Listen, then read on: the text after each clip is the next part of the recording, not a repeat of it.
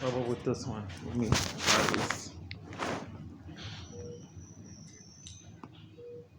You need to see the videos. Can I just give you the YouTube channel and we stay in contact as a social worker?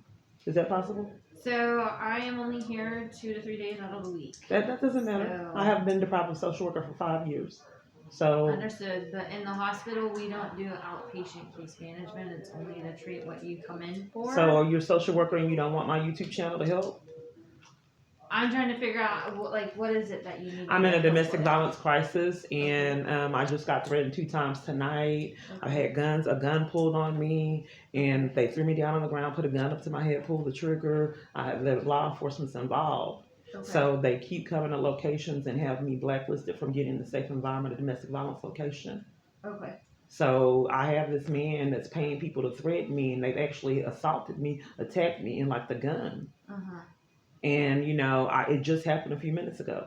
I called the police. They wouldn't take a report. Okay. 2 different times. Then I got the transit's control. They put me off of the train in the scheme and denied transit. Uh-huh. So I'm not even safe to get out here and use the transit. Okay. So do you have a safe place to go? No, no. Okay. Okay. Can you get me in to help me get it in domestic violence location? So what we do, they will not talk to us directly. Yeah, I know. Since here, they changed the whole thing since I got in my crisis. Let me tell you how it used to be before I got in my crisis. See, it used to be the social workers would advocate for you. Mm-hmm. Now they have changed the whole way women flee domestic violence. Mm-hmm. Now no one will talk to you in the con. To the social worker, so she can't advocate. So that way the social worker don't have to help you. They blame it on the con artist on the phone. Right. So now you can't escape domestic violence for 5 years because now social workers don't advocate and don't help. So now we have to call. Are you going to allow us to call and get in safe environment for a domestic violence shelter? I'm more than happy to give you resources to let you call. What's your name again? Ann. So you're refusing to be a social worker and advocate? No. Okay, well so we can't call together as a team. So if a woman's beat up and bruised, you force her to call on the phone by herself? So I used to work at a domestic violence shelter 10 years ago. So I'm just saying, if a woman's beat up and bruised, do you force her to get on the phone and call by herself? Because the intake worker has to go through questions with her that only she. You don't want to support me going through it? Never said I wouldn't. Okay, well then maybe we can get on the phone together and see what happens. Because like I said, I got threatened 2 times. The questions are going to be for you and not for me. They're going to want to talk to you and get the information from you about the specifics. Okay, so the social worker service that you'll provide is giving me resources? Mm-hmm. Okay, and then we can call together?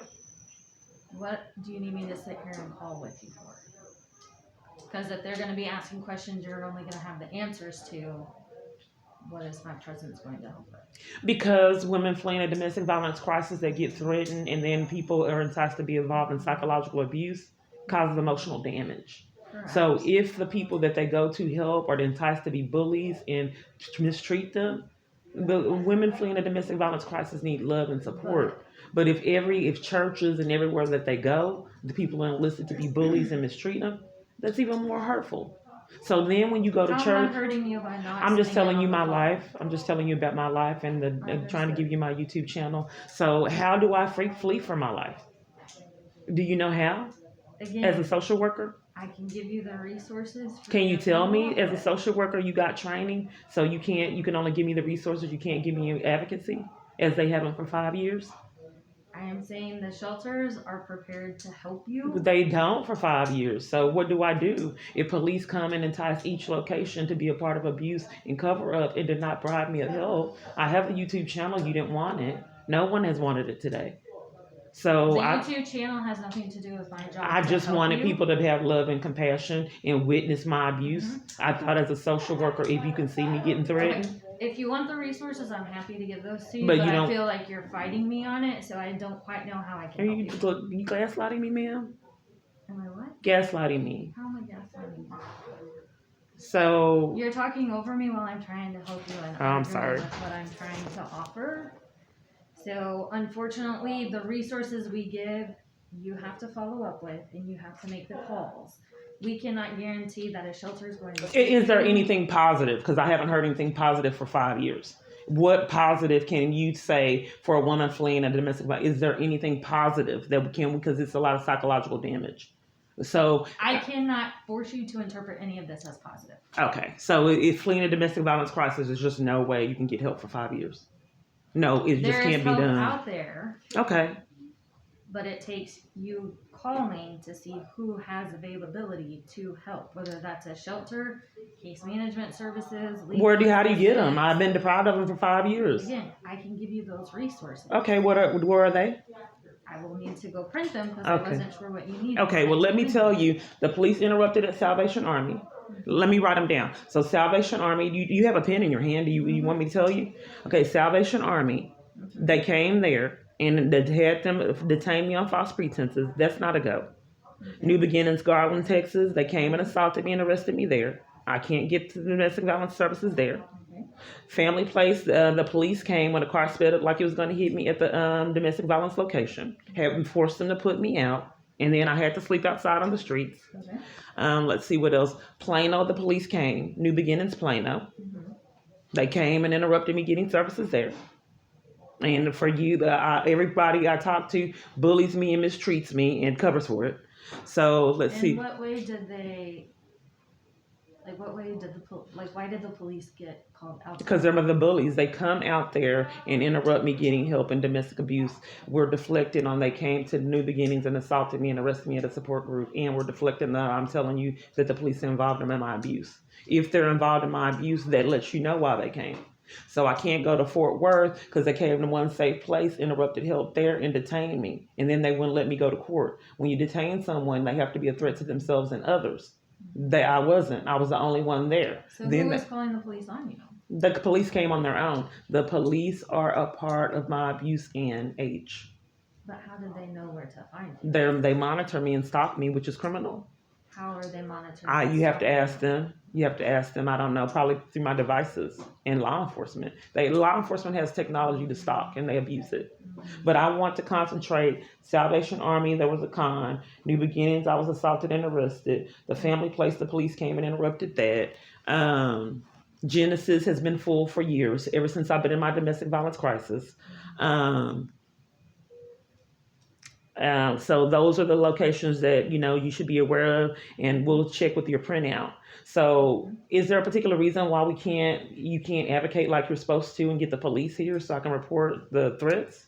I can call the police. It's up to the police if they have an officer available or when they have somebody they can. Okay, well, yeah. So force them to come here. I know that. No, I know. Like I said, since I've been in my abuse, everything has changed. Because used to be social workers, what they used to do is they love you and have compassion, and then sit with you and help you make that report for for that comfort of having a support system. But now, you as a social worker, one of the major reasons women stay in abuse is they don't have a support system or housing. Those are the main things that keep a person in abuse. So if you're sick enough and have enough power, you make sure the person doesn't get support, love, or housing. So when the person comes out that's supposed to help, they have to be bullies and not be compassionate and supportive. That's how a sadistic person would let that walk follow through. But anyway, so if I could get that, like other women fleeing a domestic violence crisis, and not hatred and resentment and cons. So yeah, that's what social workers are supposed to do: call the police and then help with them with support and love while they make the police report, and not hate them because they were threatened 2 times in like 3 or 4 hours by 2 different people in cons. So who do you think is initiating the abuse? Is this like an ex-spouse? Someone I had met online. It was like a person that, we had a relationship online and we met in person a couple times. Okay. He had voyeurism crimes going on in my home. A task of police went and investigated. He was telling me what I was doing at home online. Mm-hmm. So police saw evidence of it and then left, so I couldn't report it. And then they lost all my reports. They wouldn't investigate voyeurism. So we had arguments. Someone broke into my house, stole 2 TVs. They also busted my car window out. Then someone did something to my car where I couldn't even drive it. Multiple people behaved odd and threatened me in that location. I never heard of gating stalking. And proof evidence of that, I was threatened 2 times tonight and recorded it. Mm-hmm. Were they online threats? No, threats in person. It's been going on years. Okay. People used to threaten me 3 or 4 times a day and I couldn't get law enforcement. So then whenever I try to get with advocates, our advocates are told to make it impossible for 5 years for me to flee abuse that the government's behind. Though all those locations are evidence that the police are interrupting my safety, which is criminal. You just can't go in environments. I haven't done anything wrong. These people are highly dangerous and crooked. I've had identity theft. There was a hit and run of my son. Then crimes going on with my daughter. These aren't good people that are enlisting these people to commit crimes so that they don't get their felonies. How old are your son and daughter? My daughter is now 13. She witnessed my foster brother screaming in terror at age 8. They've been conning ever since to keep us away. My son, they've been conning to keep him or me away from him ever since 2017. And I was a legal custodial parent, and the police would not enforce the custody agreement for profit. So I tried and tried and tried. They conned and set me up and kept me from my son. I went to the school because the police denied me law enforcement. They came up there and gave me a criminal trespass at my son's school, preventing me from eating lunch with him, having going to his games in that con. And then I tried to press charges on the people that put the criminal trespass and the man that kept me away from my son. Till this day, still kept away from my son. 2023, that was 2017. So about 5 years. Right. Okay. Do you have local support from family? No, they're all like all of the social workers and all the police departments. They all behave the same. They're furious and hate my guts for trying to flee a domestic violence crisis and not wanting to be treated like a human being. Everyone has you can look at my YouTube channel that you don't want. The people have been hating my guts for a long time. They're paid to hate them. But that's very damaging psychologically for someone to be able to control your environment and pay people to mistreat you for 5 years. Have you tried to call the National Domestic Violence Hotline? They have. You see, for 5 years, people deprive me of advocacy.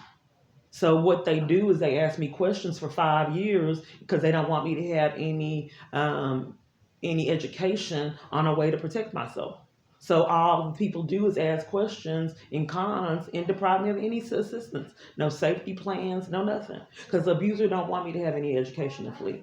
And then you can tell they're his staff. So what they do is just ask me questions and never give me any results or advocacy for 5 years. Okay, so have you called the National Domestic Violence I did Hotline? initially state that I'm telling you. As a social worker, do you have training to figure out, give me some advice? I have called. They act like that I'm calling counterfeits. And I just explained what happened. So people intentionally deprive me of education to flee the situation. The reason why I asked is if you cannot or don't want to go back to any of these shelters, the National Domestic Violence Hotline could give you resources and agencies outside of the Dallas area. But here's the thing. See, now since my environments are controlled, I was forced to live in a tent because now witness protection can't help. No domestic violence organization can't help. No social worker can't help. And used to be they would get you in a safe environment. But everything has changed since I got in my crisis. Now you have to call a con artist on your phone and on everybody else's phone that is going to deprive you of services for 5 years. So if you want to go ahead, is there any education that you can give me from my situation? Okay, what is it? I can print out some handouts for you. Okay, and you don't want to give me a phone to call? I don't have a safe phone. We have a phone in the waiting room that you can use. Okay, so are you going to be there as a social worker, like your responsibility? I have you other can't report. I have to see. And you can't report the suspected abuse, child abuse, and my abuse that you've heard?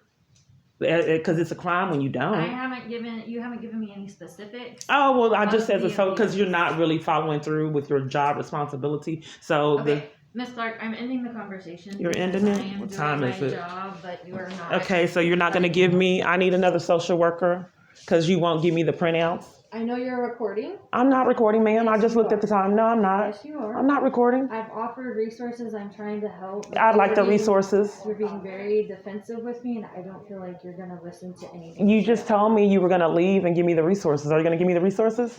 I will print them out. Okay. She's not helping. They haven't helped for 5 years. She just want to give me resources. And then she's forcing me to call on the phone that's sadistic by my own. I've had to endure this 5 years. I don't know why these social workers, I wait so long for social workers, and they're furious at me for trying to escape a domestic violence crisis. I got threatened 2 times in one night by 2 different people. Why is she furious with me?